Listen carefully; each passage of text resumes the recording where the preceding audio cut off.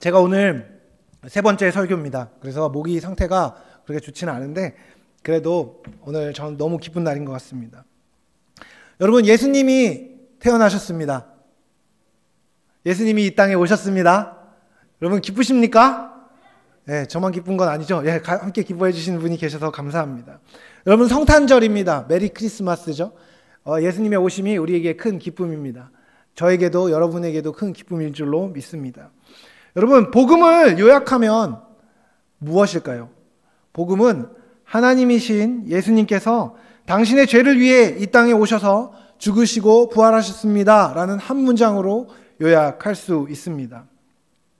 그리고 여러분, 성탄절 메시지를 요약하면 어떻게 요약할 수 있을까요? 이렇게 요약할 수 있다고 생각합니다. 당신을 위해 죽으시기 위해 아기 예수께서 오셨습니다.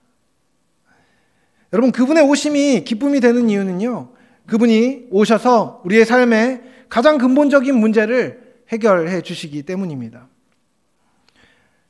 하지만 우리가 그 아기가 죽을 것을 기뻐하는 것이라는 것을 우리는 기억해야 합니다. 아기의 죽으심과 부활을 기뻐하기 앞서서 그분의 죽으심이 가장 앞에 있기 때문입니다. 그런 의미에서 성탄은 우리에게 가벼운 날은 아닙니다. 기쁘고 감사한 소식이지만 또한 우리의 죄와 허물의 심각성을 다시 한번 생각하게 하는 비통한 이야기이기도 하기 때문입니다. 오늘 본문은 그 복음이 잘 요약된 성경의 한 부분입니다. 이 부분을요, 오늘은 길지 않게 묵상하려고 합니다. 그리고 그리스도를 기억하며 오늘을 보내기 원합니다. 디모데전서는 사도 바울이 믿음의 아들 디모데에게 쓴 편지입니다. 사도는 자신을 대신해서 에베소 교회를 섬기는 디모데에게 직접적으로 거짓 교훈의 문제를 다루라고 강하게 권면하면서 서신을 시작합니다. 디모데도 목사님이었어요. 우리가 디모데 하면 이제 성경을 생각할 때 디모데 하면 되게 어린 이미지가 있는데 사실은 목사님이었습니다. 그리고 목회를 잘 하고 계신 목사님이었어요. 그런데 디모데가 목회하고 있었던 에베소 교회는 바울이 담임하던 교회였고 이제 디모데가 물려받게 되었습니다. 그리고 디모데가 사역을 하는 과정 안에서 그 교회는 거짓 가르침이 많았습니다. 특별히 그 당시 영지주의라고 불렸던 신비한 것들만을 추구했던 잘못된 가르침이 에베소 교회에 만연해 있었습니다. 사도 바울은 그 거짓 교훈의 문제를 다루라고 이야기합니다. 여러분, 거짓 교훈의 문제를 경계하는 이유는 무엇일까요? 그것이 단순히 기독교와 강조하는 바가 다르기 때문은 아닙니다. 오히려 그 거짓 교훈이 예수 그리스도를 누리기 위해 필요한 청결한 마음과 선한 양심, 거짓이 없는 믿음에서 나오는 사랑을 방해하기 때문이었습니다. 다시 말하면 이것입니다.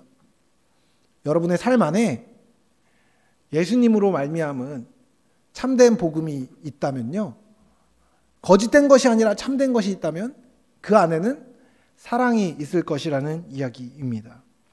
그리고 그 사랑은 청결한 마음과 선한 양심, 거짓이 없는 믿음으로부터 비롯됩니다. 그리고 이 청결한 마음과 선한 양심, 그리고 이 거짓이 없는 믿음은 당연하게도 참된 복음, 진리, 하나님의 말씀으로부터 나오는 것입니다. 거짓 교훈과 반대되는 것은 무엇이죠? 제대로 된 복음입니다. 제대로 된 진리입니다. 제대로 된 교훈인 것입니다. 그래서 오늘 함께 읽은 본문은 이 참된 가르침을 소개합니다. 여러분, 미쁘다라는 말 자주 쓰나요? 사실 여러분, 성경에만 나와요. 미쁘다는 말을 잘 쓰지 않습니다. 이 미쁘다라는 말은요, 영어로 보면은 이렇게 나옵니다. Trustworthy of full acceptance. 다시 말하면 예수님이 진실로 진실로 너희에게 이르노니 같은 말입니다. 한마디로 얘기하면 이거죠. 이 말은 꼭 들어야 돼. 이 말만 들으면 돼. 왜 일타 강사들이 그런 이야기 하잖아요. 다른 거 다 까먹어도 돼.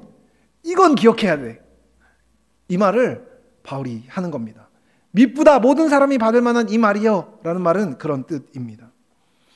다른 모든 것들은 다 까먹어도 이것은 들어야 되고, 다른 모든 것들은 다 잊어버려도 이것은 마음에 새겨야 되고, 다른 모든 것들은 혹시 동의가 안 된다고 하더라도 이 말만큼은 꼭 동의가 되어야 하고, 동의가 된다면 그대로 살아야 한다고 이야기하는 것입니다. 완벽하게 믿을 만한 그 이야기 무엇입니까? 그리스도 예수께서 죄인을 구원하시려고 세상에 임하셨다는 것입니다. 여러분, 예수님은 하나님이셨습니다. 하나님이십니다. 그런데 그분이 이 땅에 오셨습니다. 여러분, 예수님이 이 땅에 오셨음이 우리에게 너무나 당연해서 아무런 감흥이 없을 수 있는데요. 그분은 무한한 질적인 도덕적 격차를 넘어서서 우리에게 오셨습니다. 그분은 온전하시고 거룩하시고 크고 전능하시며 아무 흠이 없으신 하나님이셨습니다. 시간의 제약을 받지 아니하시고 공간의 제약을 받지 아니하시며 모든 것 가운데 뛰어나신, 모든 것을 창조하신, 모든 것을 소유하신 만왕의 왕이셨습니다. 그분이 왜 오셨습니까? 오늘 본문은 명확하게 얘기합니다. 죄인을 구원하기 위한 것이라고 말입니다. 위대한 하나님의 사람이었던 어거스틴은 이 구절을 설교하며 이렇게 말합니다. 이 설교의 제목이 뭔지 아십니까? 그 대단한 불치병자입니다. 그는 이렇게 이야기합니다. 우리 주 그리스도께서 오실 이유가 없다. 죄인들을 구원하시기 위한 그 이유 외에는 말이다. 그분은 질병과 상처를 제거하신다. 약을 달라는 요청은 없다. 하지만 만약 천국으로부터 가장 위대한 의사가 왔다면 온 세상에 걸쳐서 어마어마한 불치병 환자가 이리저리 누워있을 수밖에 없다.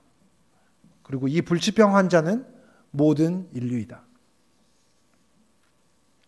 여러분, 왜 이 인류가 죄인이라고 불려집니까? 존재와 도덕적 차이로 말미암아 그렇습니다. 여러분, 사람들이, 더 정확하게는 사실 많은 남자들이 하는 착각이 있습니다. 뭔지 아십니까? 내가 잘생기진 않았어도 평균 이상은 된다 라는 이야기들을 남자들이 많이 합니다. 여자들도 많이 하나요? 저는 많이 했던 것 같은데요. 자기 외모가 엄청 잘생기진 않은데 평균 이상은 한다는 이야기를 하는 남자들이 아주 많이 있습니다. 저를 포함해서 말이죠. 그런데요, 여러분, 정말 그럴까요? 모든 사람이 평균이면 도대체 평균 이상은 어디 있고 평균 이하는 어디 있단 말입니까? 여러분, 사람들이 또한 착각하는 것이 있는데요. 나 정도면 착하다는 겁니다. 나 정도면 제법 괜찮은 사람이라고 생각하는 경우가 참 많이 있습니다. 여러분, 정말 그럴까요? 사람들은 다른 사람에게 피해를 주지 않으면 죄가 아니라고 생각합니다. 정말 그렇습니까? 죄는 다른 사람들에게 피해를 주지 않고 그냥 아무 문제 없으면, 겉으로 드러나는 문제가 없으면 죄가 아닌 것입니까? 여러분, 그렇지 않습니다. 모든 죄는 하나님 앞에서 짓는 것이기 때문입니다. 여러분, 하나님이 창조주이십니다. 여러분, 믿으십니까? 예, 하나님 창조주이십니다. 그분은 전지전능하시고 변하지 않으시며 부족한 것이 하나도 없고 완전하신 하나님이십니다. 그 하나님의 피조물로 이 땅에 살게 된 인간 중에 그 누구도 하나님을 하나님으로 대하지 않았습니다. 하나님답게 대하지 않았습니다. 하나님을 신뢰하지 않았습니다. 그분께 얼마나 깊이 지속적으로 감사해야 되는지를 아는 사람도 없었습니다. 하나님의 지혜와 공정하게 걸맞게 순종한 사람은 아무것도 없었습니다. 모든 인간은 스스로를 신뢰했고 하나님의 계명의 길에서 떠나버렸습니다. 그리고 그 사실은 그 자체로 주의 영광을 멸시하는 것이었습니다. 죄가 불의한 것은 그것이 하나님을 향한 경멸을 담고 있기 때문입니다. 여러분, 만약에 사랑하는 제 자녀가 눈앞에 있는데 걔가 눈앞에서 저에게 침을 뱉는다면 제가 참 잘했다라고 이야기할까요? 그것은 잘못된 일일 것입니다. 저한테 직접적으로 잘못한 것은요, 정말 크게 잘못한 일일 것입니다. 그런데요, 여러분, 얘가 저한테 침을 뱉은 게 아니라 제 앞에서 다른 누군가, 남의 자식을, 자기의 친구를 때렸다고 한번 생각해 보십시오. 그럼 제가 뭐라고 얘기할까요? 싸움을 참 잘하는구만, 자랑스럽다 라고 이야기할까요? 아닙니다. 어디 아빠 앞에서 그런 일을 하냐고 꾸짖을 것입니다. 여러분, 왜 아빠 앞에서 그런 일을 하면 안 되는 것입니까? 제가 이 아이의 삶 가운데 하나님이 허락한 권위자이기 때문입니다. 이 아이를 온전한 길로 인도해야 될 책임을 갖고 있는 사람이기 때문입니다. 이 아이의 삶을 책임지며 이 아이의 삶에 공급하며 이 아이의 삶과 함께 호흡하는 권위자이고 부모이기 때문입니다. 여러분, 하나님이 여러분에게 모든 것을 주셨습니다. 이 땅에서 온전한 삶을 살 수 있도록 모든 자원과 모든 것을 하나님이 공급하십니다. 그런데 우리가 우리 마음대로 하고 죄를 짓는다는 것은요, 그 하나님 앞에서 불경하게 행하는 것입니다. 그런 의미에서 자기 마음대로 행하는 것은 죄인 것입니다. 여러분, 우리는 마지막 날에 하나님의 심판대 앞에 서게 될 것입니다. 그리고 그리스도를 믿지 않는 사람들에게, 그리스도를 믿는 사람들은요, 은혜로 그 심판을 지나갈 것입니다. 하지만 하나님의 심판대 앞에 섰을 때 자신의 힘으로 절대로 구원을 얻을 수 없습니다. 하나님께서 딱 이 세 가지 질문만 하면 그 질문에서 모두 예스라고 얘기할 수 있는 사람이 없기 때문입니다. 하나님이 만약에 이렇게 질문하신다면 여러분 무엇이라고 대답하겠습니까? 실제로 그대가 소유한 것은 모두 선물이고 그대의 모든 것에 대해서 창조주에게 의존하고 있다는 것은 사실이 아닌가? 두 번째, 그대가 베푼 호의에 마땅히 감사해야 되는데 다른 사람들이 그러지 못했을 때 그대는 늘 그들이 허물있다고 생각하지 않았는가? 세 번째, 그대는 내가 그대에게 베푼 호의와 권위만큼 나에게 감사하고 신뢰하는 삶을 살았는가? 여러분, 하나님이 여러분에게 이렇게 질문하는 겁니다. 너에게 준 모든 것이 내가 준 것 아니냐? 너는 다른 사람한테 네가 잘해주고 호의를 베풀었는데 그 잘해준 것에 대해서 고마워하지 않는다면 그 사람을 배은망덕한 사람으로 여기지 않겠느냐? 그 사람이 벌받아야 할 사람으로 여기지 않겠느냐? 그리고 그런 의미에서 생각할 때 너는 내가 너에게 준 것에 대해서 감사하고 순종하며 그 호의를 갚기 위해 애쓰며 살았느냐? 라고 묻는다면 여러분 예라고 대답할 수 있으시겠습니까? 여러분, 이 질문에 대해서 모두 다 예라고 얘기할 수 있는 사람이 아니라면요, 그리스도 안에 있는 믿음 밖에 있다면 그는 죽음의 공경에 빠져 있는 사람입니다. 죽을 수밖에 없는 죄인, 아무 자격 없는 무지렁이 같은 존재, 그것이 우리의 존재인 것입니다. 그런데 그런 우리를 위해서 예수님이 오셨습니다. 어디로 오셨습니까? 세상에 오셨습니다. 여러분, 세상은 성경적으로 두 가지 용법을 이야기합니다. 하나는 하나님의 창조로 말미암아 완벽한 균형을 유지하고 있는 아름다운 세상, 그것을 또한 세상이라고 합니다.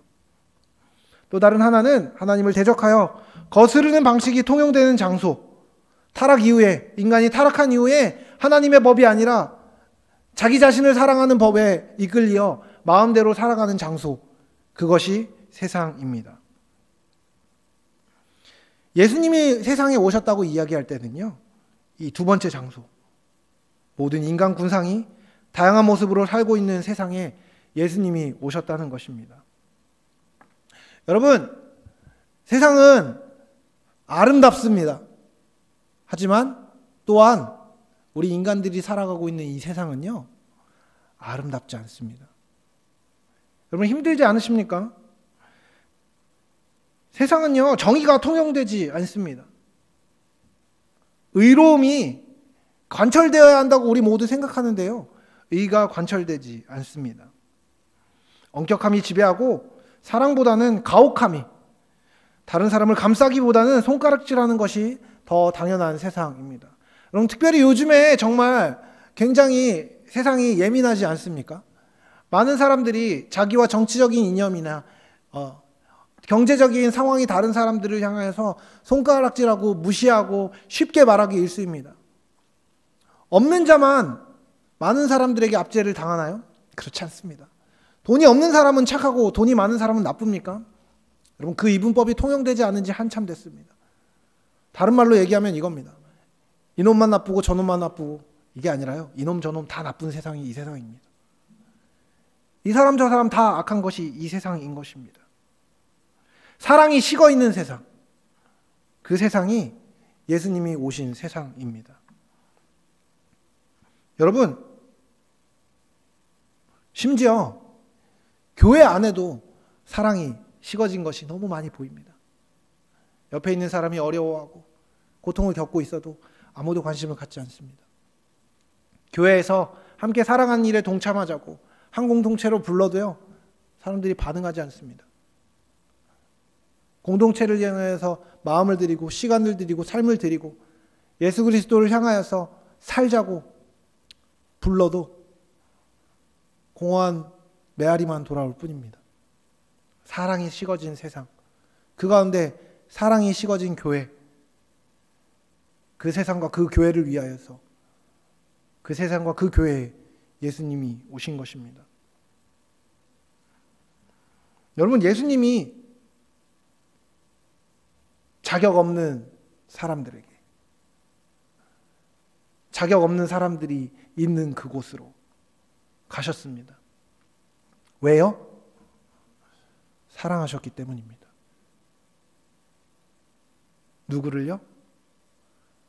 저기 있는 저 죄인들이 아니라, 교회 밖에 있는 그 죄인들이 아니라 바로 나를 사랑하셨기 때문입니다. 바로 우리를 사랑하셨기 때문입니다. 여러분, 사랑은요, 다른 것이 아닙니다. 번거로움을 감수하는 것입니다. 내가 사랑하는 그 대상이 아름답지 않아도, 멋지지 않아도, 사랑스럽지 않아도요, 그 안에 있는 아름다움을 발견하고 그 안에 있는 사랑할 만한 것들을 찾아내고 사랑하기 위해서 마음을 주고 시간을 주고 삶을 주고 에너지를 주는 것입니다. 예수님의 사랑이 그런 것이었습니다. 예수님은 하나님이셨습니다. 예수님이 부족함이 있었습니까? 예수님이 연약함이 있었습니까? 예수님이 손해볼 게 있었습니까? 아무것도 없었습니다. 제가 항상 하는 얘기인데, 제가 너무 답답한 것이 있습니다. 제가 사람들을 찾아다니면서 제발 예수님을 잘 믿고 참된 구원의 길로 가자고 구걸하고 있을 때 뭔가 잘못됐음을 느낍니다. 여러분, 예수님은 여러분을 사랑하셔야만 했기 때문에 사랑한 게 아닙니다. 우리 안에 사랑받을 만한 것이 많기 때문에, 칭찬받을 만한 것이 많았기 때문에, 참 헌신된 사람이기 때문에, 참 거룩한 사람이기 때문에, 참 진실된 사람이기 때문에, 참 착한 사람이기 때문에, 참 예쁜 사람이기 때문에, 참 잘생긴 사람이기 때문에, 참 재능이 많은 사람이기 때문에 예수님이 여러분을 사랑한 것이 아닙니다. 예수님은요, 사랑할 필요가 없는 그 영혼을 귀히 여기시고 가장 가치 있게 여기시고 사랑하신 것입니다. 투자할 만한 가치가 없는 연약하고 악하고 부족한 사람들에게 생명을 내어주신 것입니다. 그래서 바울이 이렇게 얘기합니다. 내가 죄인 중에 괴수라고 말입니다. 여러분, 바울은 어떤 사람이었죠? 우리는 바울이 성경을 기록한 사람, 위대한 하나님의 사람으로 기억하지만 적어도 이 시기에 바울은 스스로를 죄인 중에 괴수라고 고백합니다. 왜 그렇습니까? 그는 그리스도를 핍박했고 그리스도를 따르는 사람들을 핍박했고 단순히 괴롭힌 정도가 아니라 그들을 죽였던 사람이었기 때문입니다. 여러분, 예수님은요, 예수님에게 칼을 밀었던 사람에게 구원의 은총을 내리셨습니다. 그리고 그 사람을 변화시키셔서 새 삶을 살게 하셨습니다. 죄인 중에 괴수인 바울을 구원하실 만큼 하나님의 사랑과 그리스도의 긍휼과 성령의 능력은 크고 놀라운 것입니다. 여러분, 죄인들을 참으신 하나님의 사랑의 방식이 무엇이라고 본문이 이야기합니까? 내가 긍휼을 입을 까닭은 예수 그리스도께서 내게 먼저 일체 오래 참으심을 보이사 후에 주를 믿어 영생을 얻는 자들에게 본이 되게 하려 하심이라. 여러분, 예수님은요, 참으심으로 사랑하셨습니다. 바울을 참으신 하나님이요, 여러분을 참을 겁니다. 저를 참을 겁니다. 우리를 참아주실 것입니다. 여러분 예수님을 닮아가고 계십니까? 예수님을 닮아가기 원하십니까? 네, 여러분 우리 객관적으로 한번 볼까요? 지난 몇 년 정도 우리 신앙생활 하면서 예수님 얼마나 닮아가셨습니까? 너무 더디지 않습니까? 너무 변화가 안 되는 것 같지 않습니까? 너무 답답하지 않습니까? 저는 제가 답답한데요. 저는 저의 수준이 너무 낮아서 답답하기 그지없습니다. 그런데 예수님은 나를 보면서 항상 그렇게 말씀하십니다. 용진아, 괜찮다. 내가 너를 사랑한다. 내가 너와 함께 하겠다. 여러분, 저는 이 용진아의 자리에 하나님께서, 예수님께서 언제나 여러분의 이름을 함께 부르고 계시다고 믿습니다. 아들아, 딸아, 내가 너를 사랑한다. 내가 너와 함께한다. 내가 너와 동행한다. 더뎌도 괜찮다. 걱정하지 마라. 믿음의 길을 함께 가자. 예수님 초청하고 계시다고 믿습니다. 그런 나를 참으신 하나님을 향해 사도 바울은 터질 듯한 감동으로 찬양합니다. 영원하신 왕, 곧 썩지도 아니하시고 보이지도 아니하시고 홀로 하나이신 하나님께 존귀와 영광이 영원 무궁하도록 있을지어다. 아멘. 여러분, 그렇게 우리는 예배하는 것입니다. 우리는 자격이 없지만 우리를 자격 있는 자로 여기셔서 구원하신 예수님께 우리가 찬양하는 것입니다. 그 모든 존재의 격차와 도덕의 격차를 뛰어넘으셔서 우리에게 오신 예수님을, 우리에게 사랑하기 위해 오신 예수님을 우리가 기뻐하는 것, 그것이 성탄의 의미입니다. 여러분, 우리의 실패를, 우리의 실수를, 우리의 죄를, 우리의 연약함을, 우리의 허물을 예수님이 다 알고 계십니다. 그런데 그럼에도 불구하고 예수님은 우리를 사랑하십니다. 우리가 그래서 오늘을 기뻐하는 것입니다. 그래서 오늘을 우리가 즐거워하는 것입니다. 그래서 오늘을 우리가 가슴 벅찬 감동으로 보내는 것입니다. 연인의 날로가 아니라, 단순히 가족끼리 함께 보내는 날이 아니라, 우리를, 연약한 우리를 품어주시고 안아주신 그 사랑을 기뻐하는 날이 성탄절입니다. 성탄절입니다. 예수님이 오셨습니다. 예수님의 오심을 기억하고 그분의 오심에 걸맞게 사는 저와 여러분이 되길 다시 한번 사랑하는 주님의 이름으로 축복합니다.